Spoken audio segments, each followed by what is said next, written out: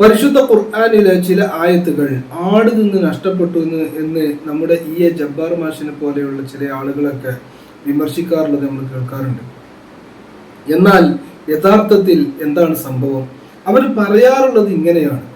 ബഹുമാനപ്പെട്ട ആയിഷ റളിയല്ലാഹു അൻഹ നബി സല്ലല്ലാഹു അലൈഹി വസല്ലമ തങ്ങളുടെ വഫാത്തുമായി ബന്ധപ്പെട്ടുള്ള തിരക്കിൽ നിൽക്കുമ്പോൾ ആ സമയത്ത് അവിടെ വീട്ടിലും പരിസരത്തുമായി ചുറ്റിക്കറങ്ങി നടന്ന ഒരു ആട് മഹദിയുടെ കട്ടിലിന് താഴെയുള്ള ഖുർആൻ എഴുതി വെച്ച എഴുത്തോലയിൽ നിന്നും ഭക്ഷിക്കുകയുണ്ടായി. അത് കാരണമായി ചില ആയത്തുകളൊക്കെ നഷ്ടപ്പെട്ടു എന്നാണ് ഇവർ പറയാറുള്ളത്. യഥാർത്ഥത്തിൽ ഈ ഹദീസ് പല കാരണങ്ങളാൽ ദഈഫാണ്. ഏതായാലും നമ്മൾ പരിശോധിക്കുന്നത് മഹദി ആയിഷ റളിയല്ലാഹു അൻഹയുടെ കട്ടിലിന് താഴെ നിന്ന് ഒരു ആട് ഖുർആൻ എഴുതി വെച്ച ഒരു എഴുത്തോല ഭക്ഷിച്ചു എന്നതുകൊണ്ട് പരിശുദ്ധ ഖുർആനിൽ നിന്നും എന്തെങ്കിലുമൊക്കെ നഷ്ടപ്പെടുമോ? ഒരു വാദത്തിന് നമ്മൾ ഇത് സമ്മതിച്ചാൽ പോലും ശരിയാണ്. കാരണം നബി സല്ലല്ലാഹു അലൈഹി വസല്ലമ തങ്ങൾക്ക് ഇറങ്ങുന്ന വഹയ്യുകൾ എഴുതി വെക്കാൻ സ്വഹാബികളെ നിർദ്ദേശിച്ചിട്ടുണ്ട്. അവർ അത് കൃത്യമായി രേഖപ്പെടുത്തുകയും ചെയ്യാറുണ്ട്.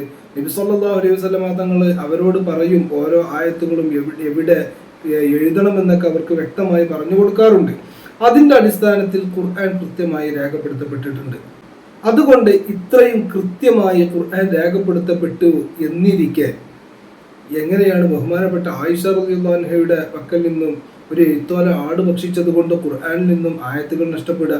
ഒരു വാദത്തിന് നമ്മൾ സമ്മതിച്ചിട്ട് പോലും അത് ശരിയാകുന്നില്ല എന്നുള്ളതാണ് വസ്തുത. മറ്റൊരു കാര്യം, പരിശുദ്ധ ഖുർആനിന്റെ സംരക്ഷണം എന്ന് പറയുന്നത് അതിന് അല്ലാഹു തആല തെരഞ്ഞെടുത്തിട്ടുള്ള ഇടം ഹൃദയങ്ങളാണ്. നിങ്ങൾ നോക്കൂ, മുസൈലിമയുമായിട്ട്, അതായത് കള്ളപ്രവാചകനായി രംഗപ്രവേശനം ചെയ്ത മുസൈലിമയുമായിട്ട് ഈ പറയുന്ന സഹാബികൾ ഏറ്റുമുട്ടുന്ന ഒരു സന്ദർഭം ഉണ്ടാവുകയും അതിൽ നിരവധി സഹാബാക്കൾ, ഹാഫിദുകളായ സഹാബാക്കൾ ഷഹീദാവുകയും ഉണ്ടായി. ഇതിന്റെ അടിസ്ഥാനത്തിൽ ബഹുമാനപ്പെട്ട ഉമർ ഇബ്നു ഖത്താബ് റളിയല്ലാഹു അൻഹുവിന്റെ നിർദ്ദേശപ്രകാരം അന്നത്തെ ഒന്നാം ഖലീഫ അബൂബക്കർ സിദ്ദീഖ് റളിയല്ലാഹു അൻഹുവിന്റെ കാലഘട്ടത്തിലാണ് പരിശുദ്ധ ഖുർആൻ ക്രോഡീകരിക്കുന്നതിനെ കുറിച്ച് ചിന്തിക്കുന്നത്. സയ്യിദ് ഇബ്നു സാബിത്ത് റളിയല്ലാഹു അൻഹുവിന്റെ നേതൃത്വത്തിലാണ് അത് ക്രോഡീകരണം ഉണ്ടായത്. നിങ്ങൾ നോക്കൂ, ഈ പറയുന്ന ആട് ഭക്ഷിച്ചു എന്ന് പറയുന്ന പ്രശ്നം ഉണ്ടായിരുന്നുവെങ്കിൽ അന്ന് തന്നെ, അതായത് എഴുത്തുകളിൽ സൂക്ഷിക്കുകയും ഇങ്ങനെ ആട് തിന്നു പോകുന്ന ഒരു പ്രശ്നം ഉണ്ടാവുകയും ചെയ്തിരുന്നുവെങ്കിൽ അന്ന് തന്നെ ഈ പറയുന്ന ഖുർആന്റെ ക്രോഡീകരണത്തിനെ കുറിച്ച് അവർ ചിന്തിക്കുമായിരുന്നില്ലേ? അപ്പോ ഈ പറയുന്ന രീതിയിൽ സ്വഹാബികളായ ഹാഫിദുകൾ ഷഹീദാകുന്ന സമയത്താണ് ഇങ്ങനെ ഒരു ഖുർആന്റെ ക്രോഡീകരണത്തിനെ കുറിച്ച് പോലും ചിന്തിക്കുന്നത്. പരിശുദ്ധ ഖുർആനിൽ പറഞ്ഞത് എന്താ? ഇന്നാ നഹ്നു നസ്സൽനാ ദിക്റ വ ഇന്നാ ലഹു ലഹാഫിദൂൻ. തീർച്ചയായും നാം ഖുർആനിനെ അവതരിപ്പിച്ചിട്ടുണ്ട്, അതിനെ നാം സംരക്ഷിക്കുകയും ചെയ്യും. അല്ലാഹു തആല ഇങ്ങനെ പറഞ്ഞു വെക്കുക മാത്രമല്ല ചെയ്തത്, സൂറത്തുൽ അൻകബൂത്തിന്റെ 49-ാമത്തെ ആയത്തിലൂടെ എങ്ങനെയാണ് ഈ ഖുർആനിനെ സംരക്ഷിക്കുന്നത് എന്ന് കൂടി പറയുന്നുണ്ട്. വിജ്ഞാനം നൽകപ്പെട്ടവരുടെ ഹൃദയങ്ങളിൽ അത് വ്യക്തമായ സൂക്തങ്ങളാണ്. നിങ്ങൾ നോക്കൂ, ഹൃദയങ്ങളാണ് തിരഞ്ഞെടുത്തിട്ടുള്ളത്. പറഞ്ഞതെന്താ? വിജ്ഞാനം നൽകപ്പെട്ടവരുടെ ഹൃദയത്തിൽ. ആരാണ് ഈ വിജ്ഞാനം നൽകപ്പെട്ടവർ? അത് നബി സല്ലല്ലാഹു അലൈഹി വസല്ലമ തങ്ങളും സ്വഹാബത്തുമാണ്. മറ്റൊരു ഉദാഹരണം കൂടി പറയാം.